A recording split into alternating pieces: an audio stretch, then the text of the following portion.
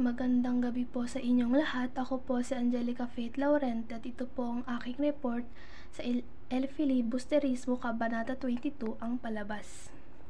Mga tauhan, Pepay, ang mananayo ng katapat ng palko ng may estudyante na kinonsyaba ng mga ito para patahimikin si Don Custodio. Don Custodio, isang lalaki na pinapasaringan ni Don Manuel at pinapatahimik ni Pepay. Don Manuel, isang lalaki na panay ang pasaring kay Don Custodio. Makaraig, estudyante na tumitingin kay Pepay na parang may sasabihin. Pekson, isa sa mga estudyante. Isagani, ang estudyante na hindi masaya dahil nakita niya si Paulita na kasama si Palaez. Paulita, babae na kasama ni Palaez na nakita ni Isagani. Palaez, kasama ni Paulita. Gertrude, kumakanta sa palabas. Sir Pulit, kumakanta sa palabas. Padre Irene, pinag-iispiyan ni Padre Salvi, pumalakpak sa pagkanta ni na Gertrude at Sir Pulit. Padre Salvi, nagpapa-espiya kay Padre Irene. Babaeng huling dumating, pinagmamalaki ang kanyang pagkahuli, inaway ang kanyang asawa. Benzay, panay ang panunuligsa sa palabas at sinabi hindi marunong ang mga artista. Simon, isang mahalagang tao na hindi dumating sa palabas. Buod, sa kabila ng pagkakaantala ng palabas, puno ng tao ang dulaan habang hinahantay ang Kapitan General.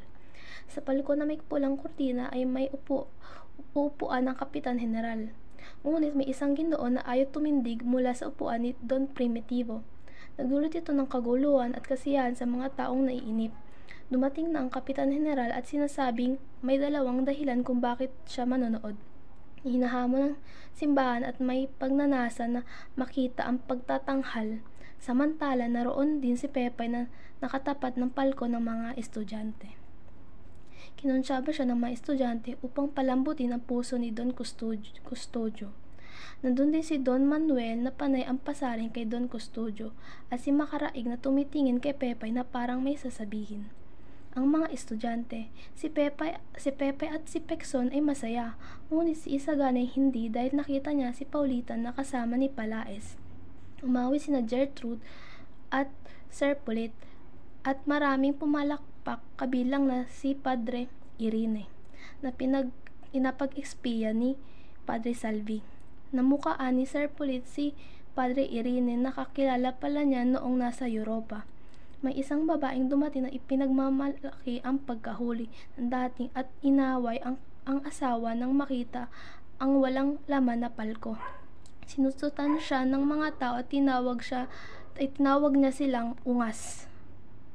Si Benzay ay panay ang panunuligsa sa palabas at sinabi na ang mga nagsiganap ay hindi artista at hindi marunong umawit. Ang ilang kalalakihan sa palabas ay nagpakita ng pagnanais sa kababaihan. Ngunit nalungkot sila dahil hindi itinanghal ang kankan. Napag-usapan ang di pagsipon ni Simon at ang kagandahan at kapangitan ng wikang Pranses. May balita si Makaraig mula kay Pepay tungkol sa paaralan ng sinang ayunan, ngunit ipailalim sa Universidad ng Santo Tomas at sa pamamahala ng Dominikano. Talasalitaan sa El Filibusterismo Kabanata 22. Kaguluhan, kalituhan o pagkakagulo. Pagnanasa, matinding kagustuhan o pagnanais. Kinonsyaba, kinasabwat, pasaring, paninig o patutsada. Ungas, bastos o walang modo. Manunuligsa, pagpupuna, pagsipot, pagdating o pagtungo, kapangitan, kasamaan o kawalang kagandahan. Tagpuan ng El Filibusterismo Kabanata 22. Ang kabanata ay naganap sa isang dulaan na puno ng mga tao na naghihintay para sa Kapitan General. Aral ng kwento. Ang pagpapahalaga sa kultura at wika sa kabila ng paghanga ng wikang Pranses. Mahalaga pa rin na kilalanin ang kahalagaan ng sariling wika at kultura.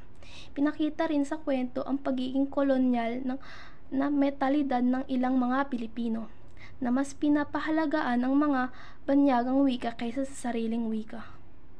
Maraming salamat.